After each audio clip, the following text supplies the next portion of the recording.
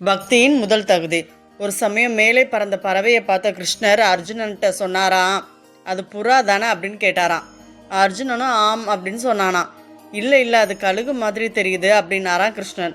ரொம்ப சரி, அது கழுகு தான் அப்படின்னு சொன்னாராம் அர்ஜுனன். உடனே அர்ஜுனன், சரியா பாரு, அது கிளி மாதிரி பச்சை அல்ல அப்படின்னாராம் கிருஷ்ணர். உடனே அதில் என்ன சந்தேகம், அது கிளிதான் கிளிதான் அப்படின்னு 3 முறை சொன்னாரா அர்ஜுனன்.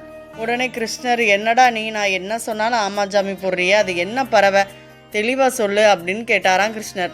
கண்ணா, என் பார்வையை விட உன் வார்த்தை மேலே எனக்கு நம்பிக்கை அதிகம். மேலும் அந்த பறவையை நான் புறாதான் அப்படின்னு சொன்னால் நீ கிளியா மாற்ற உனக்கு எவ்வளோ நேரம் ஆகும்? நீயே எல்லாம் அப்படின்னு முடிவு பண்ணதுக்கப்புறம் எந்த பொருள் எப்படி வேணாலும் மாறும். உன் சக்தியை மட்டும்தான் நான் நம்புகிறேன் அப்படின்னு சொன்னாராம் அர்ஜுனர். பக்திக்கு தேவை நம்பிக்கை தானே. நம்ம இறைவன் மீது கொண்ட பக்தி நம்பிக்கையோடு இருந்துச்சு அப்படின்னா மற்றதையெல்லாம் இறைவன் பார்த்துக்கிடுவான். நம்ம இறைவன்கிட்ட ஒரு பிரார்த்தனையை வைக்கும்போது இது நடக்குமா நடக்காதுன்னு நம்ம சந்தேகமாக நம்ம பண்ணுறதை விட இறைவன் பார்த்துக்கிடுவான் அப்படின்னு நம்பிக்கையோடு நம்ம ஒரு காரியத்தை செய்யும்போது அந்த பக்தியே நமக்கு நம்பிக்கையாக மாறி நம்மளுக்கு எல்லா செயல்களையும் அதுவே நடத்தி கொடுத்துருது.